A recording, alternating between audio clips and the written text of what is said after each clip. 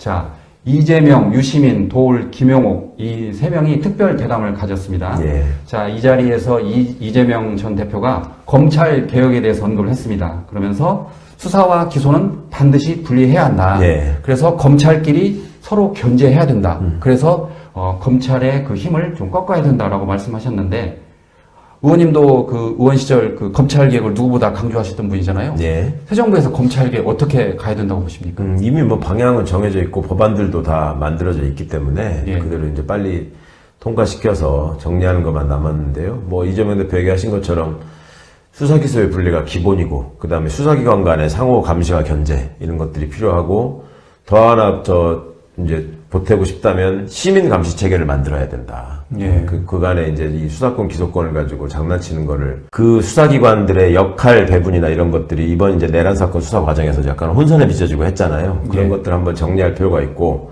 또 공수처의 수사 역량을 강화하기 위해서 어떤 조치를 해야 될 것이냐 이런 것도 이제 숙제로 남아 있는데, 어제 이제 이재명 대표와의 문답의 맥락은 그런 게 있었죠. 일각에서 두 가지 의혹이 있었어요. 이재명 대표가 검찰 개혁을 스스로 언급하면서 그 필요성을 강조한 적이 그간에 없었거든요. 예. 그거는 이제 제가 볼 때는 어느 정도 전략적인 발언이라고 느껴졌었는데, 왜냐하면 검찰로부터 직접 그 정치적 공격을 받은 피해 당사자로서 그 얘기를 하게 되면 앞으로 이렇게 통합이 필요한 상황에서 분열이나 대결 구도를 더 심화시킬 필요가 있고, 그 다음에 쓸데없는 긴장감을 유발할 필요가 있다. 이런 생각을 아마 하셨을 것 같은데, 그러다 보니까 우리 진영 쪽에서도 이재명 대표가 검찰개혁에 의지가 없는 거 아니야? 내지는 대통령이 되고 나서 지금 이렇게 한 군데로 모여있는 집중된 검찰의 권한을 한번 효과적으로 사용해서 처리할 거를 처리한 다음에 바꿔도 뭐 늦지 않다고 생각하는 거 아니야? 뭐 이런 생각을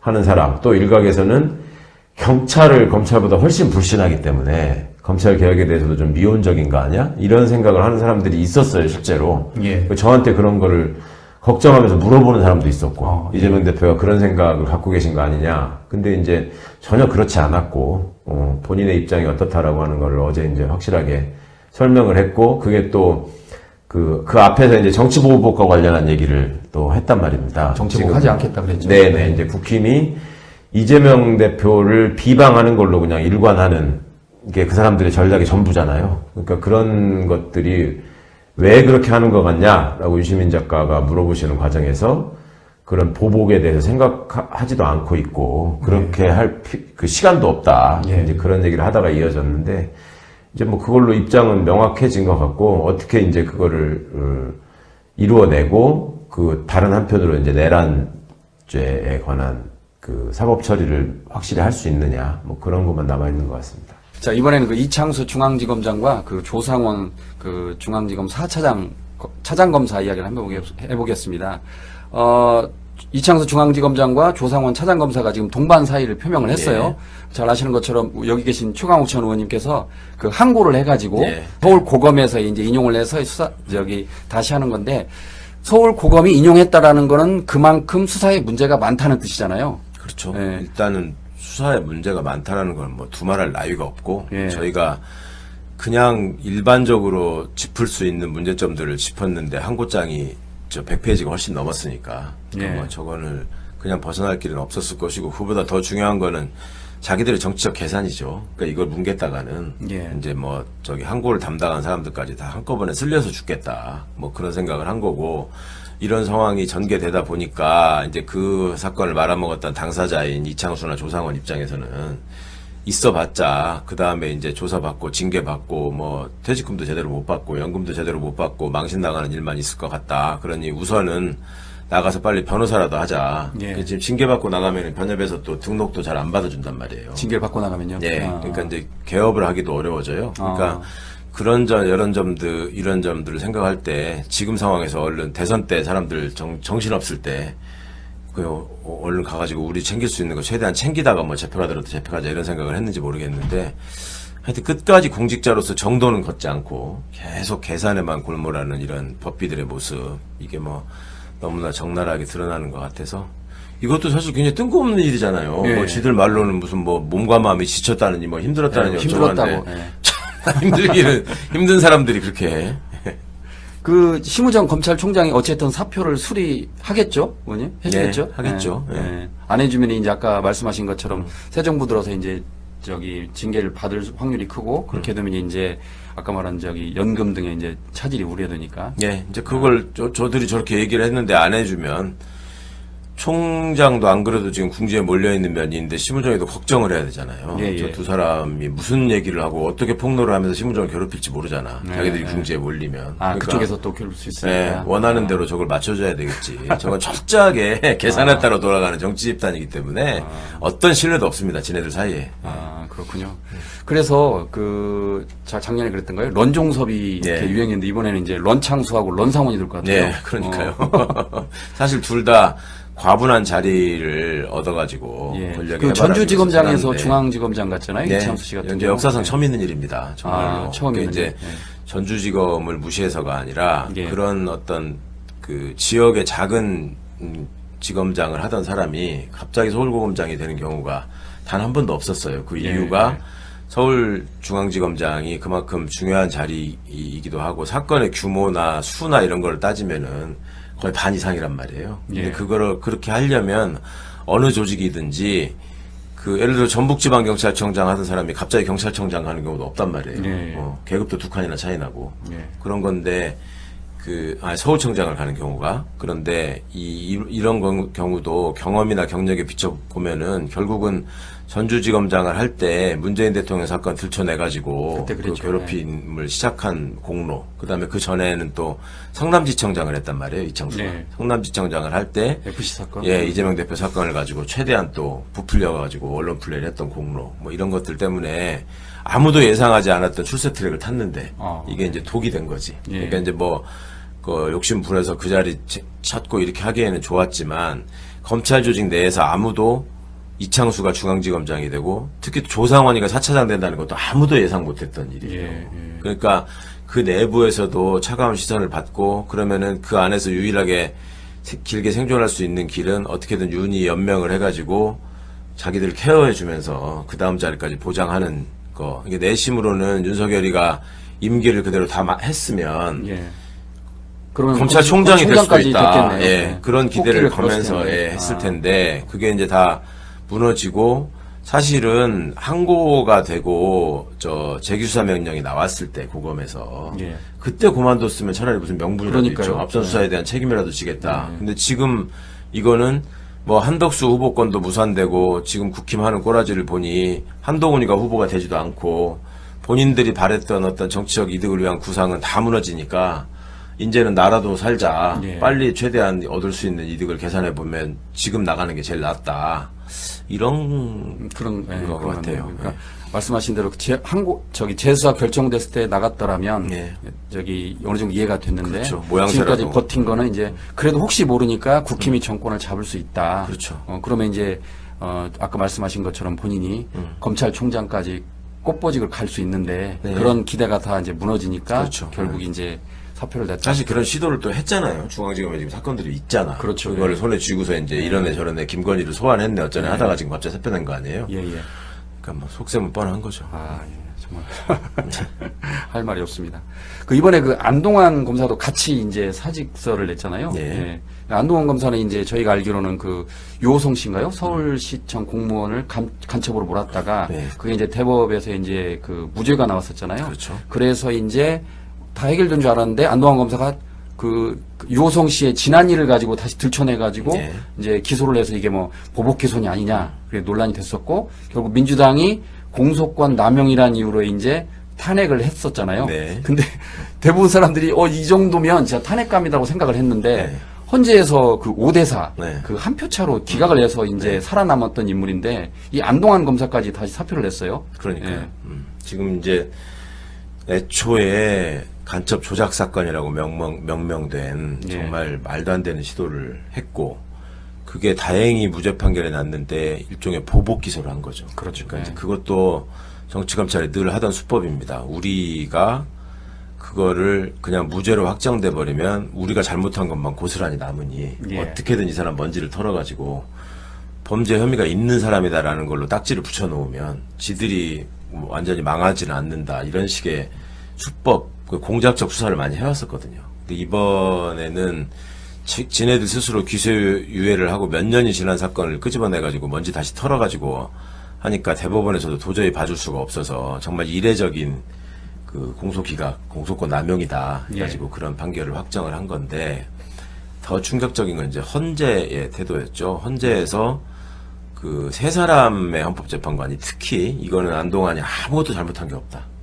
그 5명 중에 세 사람이. 네, 5 중에 셋이 또 특히 더 저기를 했어요. 5명 중에 2명은 예. 그때 이종석 재판소장이었죠. 이종석, 그다음에 이은혜 재판관이었던 걸로 기억하는데, 예. 그러니까 뭐 쟁점이 한 5개가 있다면 2개는 잘못했고 예. 3개는 잘못하지 않았다. 그러니까 뭐 파면할 정도는 아니다. 뭐 이런 식이었는데. 문제는 있는데 파면할 정도는 아니다. 예. 그거였군요. 근데 예. 이제 세 사람은 전혀 잘못한 게 없다. 무슨 불법이 있냐 이게.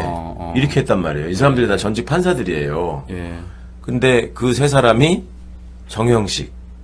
이번에. 예. 그 다음에 당시에 이제 헌법재판관으로 있으면서 골프 접대를 받고 향응을 받고 그 과정에서 변호사한테 뭐 사건 내용을 알선하고 뭐 이랬다는 의혹을 받았던 이영진 대법관. 사퇴 요구를 받았는데 그냥 버팅겼죠. 예. 그 이영진 대법관. 그 다음에 김영두 재판관. 김영두 재판관. 예. 이 3명의 재판관이 전혀 문제가 없다. 이거는 잘못이 없다. 예. 근데 김영두, 정형식은 얼마 전까지 판사였단 말이에요. 예. 그 대법원이 문제가 있다고 확정 판결을 한 거에 대해서 불과 얼마 전까지 판사였던 사람이 저거는 대법원이 잘못한 거다라는 얘기잖아. 아무 불법이 없다라는 거. 결과적으로 그렇게 되네요. 예.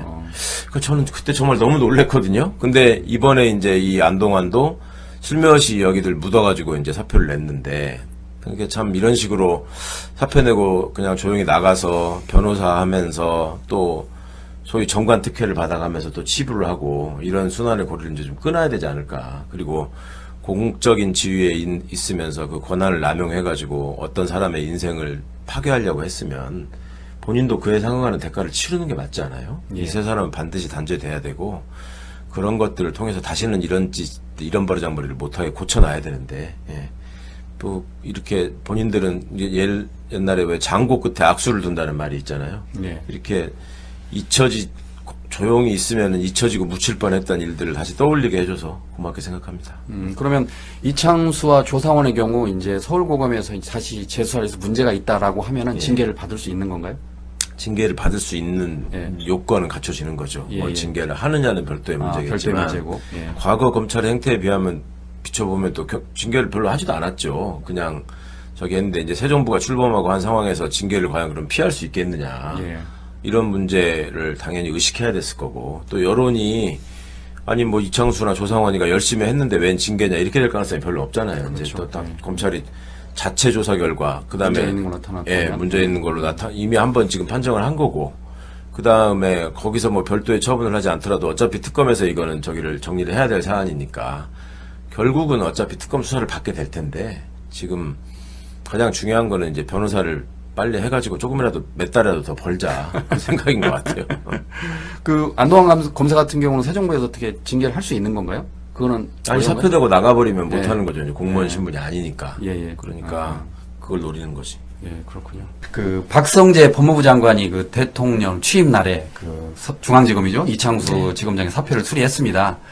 잘 아시는 것처럼 이창수 전 지검장은 뭐 직권남용 권리방해, 뭐 피의사실 공표 등의 혐의로 지금 공수처에 고발되어 있는 상태인데, 이 박성재 장관이 사표를 수리하자 조국혁신당이 긴급 기자회견을 열고 이창수 전 지검장의 출국 금지 그리고 엄정한 수사를 촉구했어요. 예. 이창수 지검장은 성남시청장 시절에 이재명 경기도지사를 표적 수사한 혐의, 그리고 전주지검장 시절에는 문재인 전 대통령 가족을 겨냥한 표적 수사 의혹을 받고 있고, 또 서울중앙지검장 시절에는 도이치모터스 주가 조작 의혹을 무혐의 처리했다가 우리 최강욱 의원님이 문제를 제기해서 서울고검이 이걸 다시 수사하기로 했어요. 그래서 결국 검찰의 황제 조사에 문제가 있다는 걸 이제 서울고검이 어떻게 보면 나름 인정한 건데, 이 공수처는 이제 이창수 지검장을 즉각 출국 금지하고 철저한 수사를 촉구하라는 그 조국혁신당 그 고발에 대해 어떻게 생각하십니까? 예. 뭐 공수처가 기민하게 대응해 주기를 바라고 그렇게 할 거라고 믿습니다. 그리고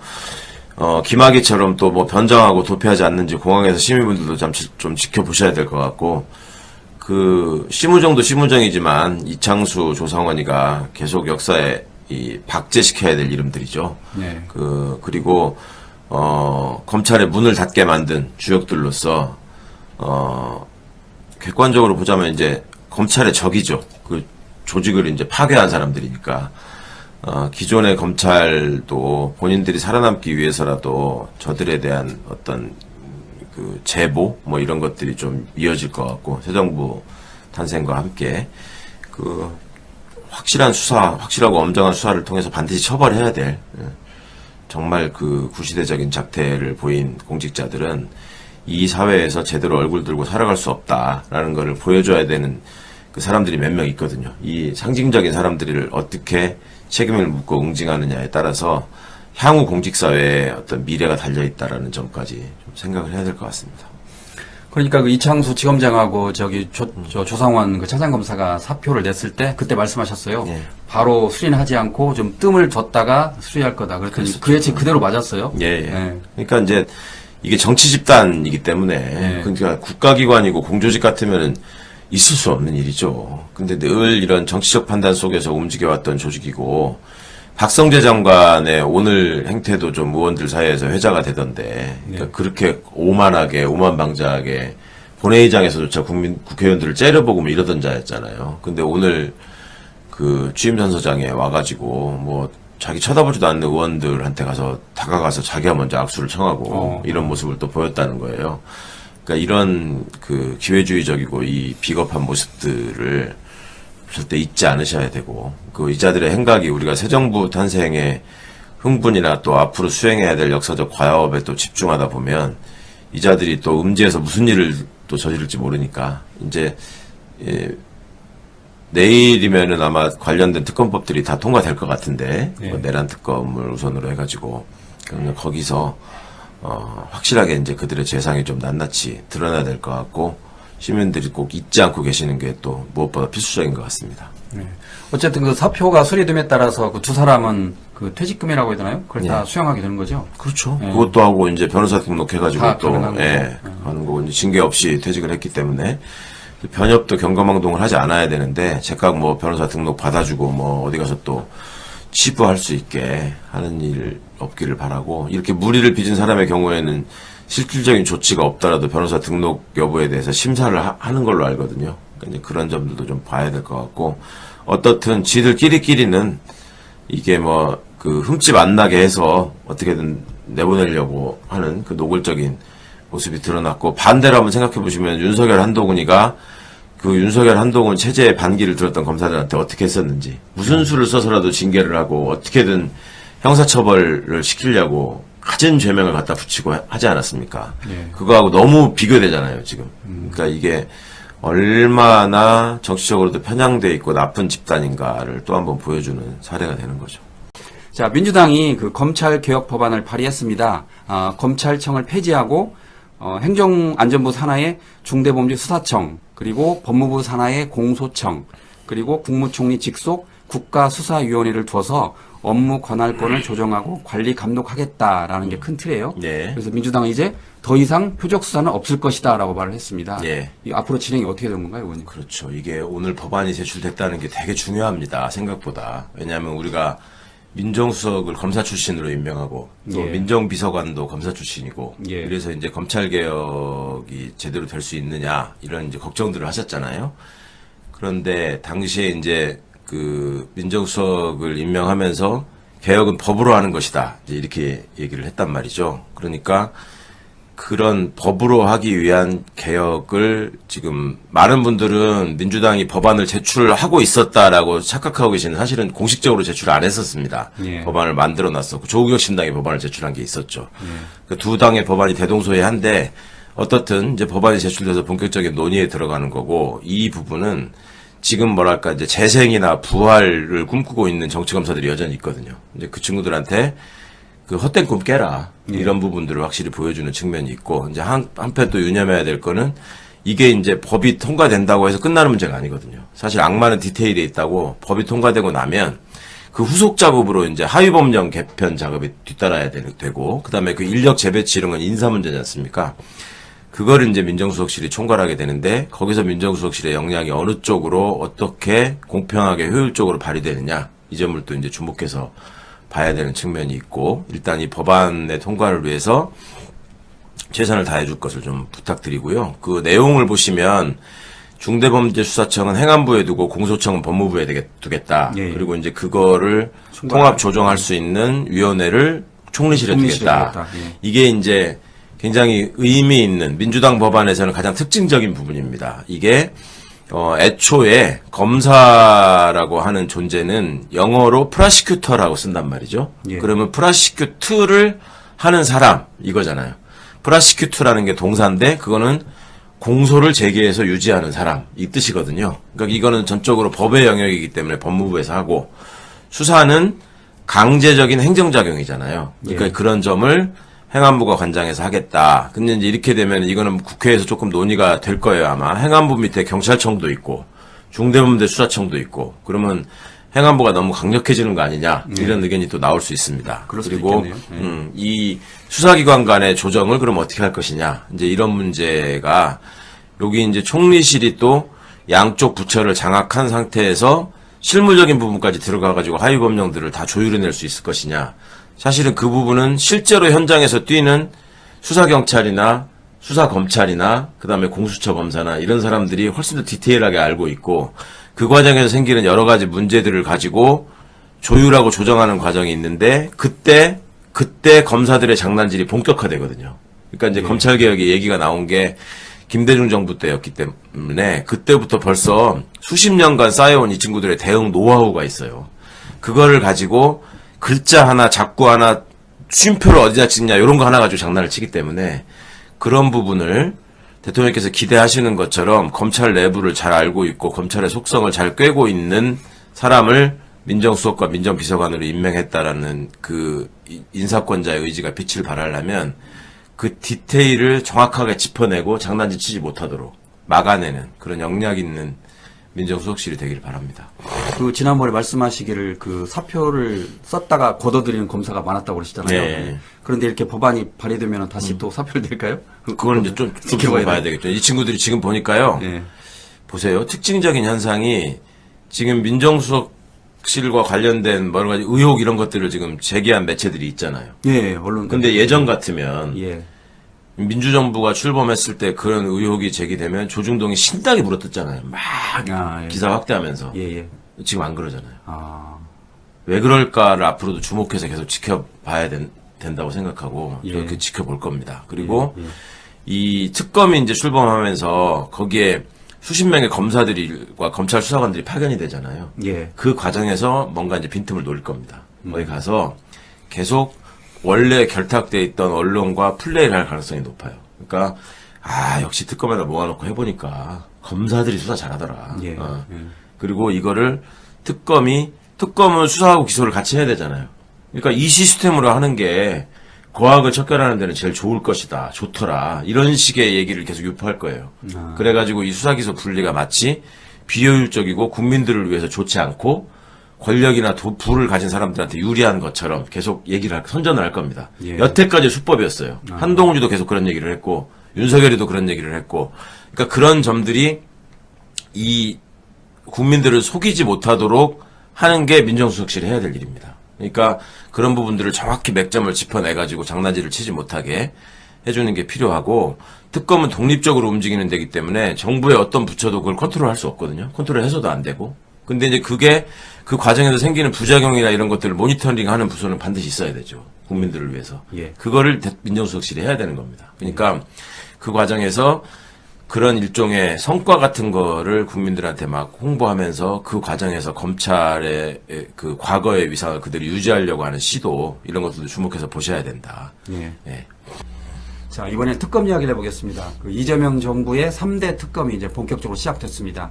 내란 특검, 김건희 특검, 최혜병 특검 모두 이제 특검이 선정됐고 특검보까지 이제 어느 정도 윤곽이 나왔는데, 자, 윤석열 정부의 각종 의혹을 다루게 될 텐데, 정치 보복이 아니라 말 그대로 정의 구현이라는 국민적 신뢰를 얻기 위해서 특검, 이제 의원님이 누구보다 잘 아실 텐데 어떻게 진행돼야 한다고 보십니까?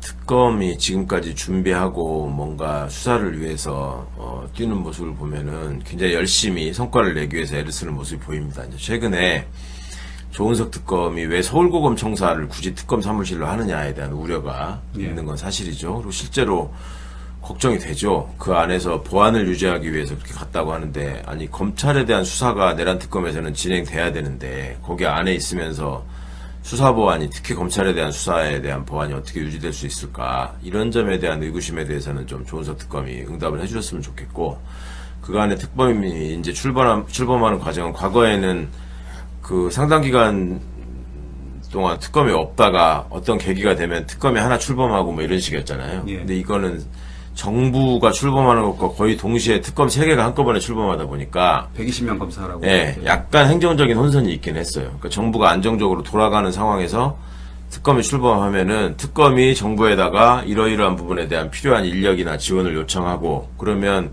관련된 부서의 수장들이 차차차 이렇게 지시하고 연계를 해가지고 바로바로 사람 보내주고, 그 사람들이 다니면서 이제 사무실도 구하고 집기 같은 것도 마련해서 얼른 특검이 출범할 수 있게 이렇게 준비해주고 하는 과정이 있었는데, 이번에는 아직 지금 대통령실 인원들도 제대로 지금 세팅이 안 된 상태거든요. 하나씩 지금 검증 결과를 통해서 오고 있기 때문에 그게 제대로 손발이 안 맞아가지고 특검들이 처음에 좀 황당해 하더라고. 그러니까 이제 특검이라는 게 특별법에 의해서 출범한 일종의 정부 기구이기 때문에 예산 요청을 하든 인력 지원을 하든 무슨 설비 요청을 하든 다 공문행위가 남아야 되잖아요. 근데 그걸 할 사람이 누가 있어야 될 거 아니야. 그러니까 이제 그거를 변호사 하던 분들이 뭐 본인들 직원 데리고 할 수도 없는 문제고 공적인 행위인데, 그래서 이제 그런 부분에 약간의 혼선은 있었는데 금방 그게 이제 세팅이 되는 것 같고, 그 다음에 예산을 받는 문제도 예산을 지원한다. 요거는 이제 법에 명시가 돼 있어요. 예. 그럼 예산을 그냥 가서 특검이 전화해가지고 여기 한 5천만 원만 보내주세요. 뭐 이렇게 하는 게 아니잖아요. 예산도 그걸 다 신청하고 지급받는 절차가 있는 건데, 기재부하고. 그것도 뭔가 망이 깔려야지 뭘 하는 거고, 시스템에 의해서 무슨 그 코드 번호가 부여가 되거든. 기관별 코드 번호가.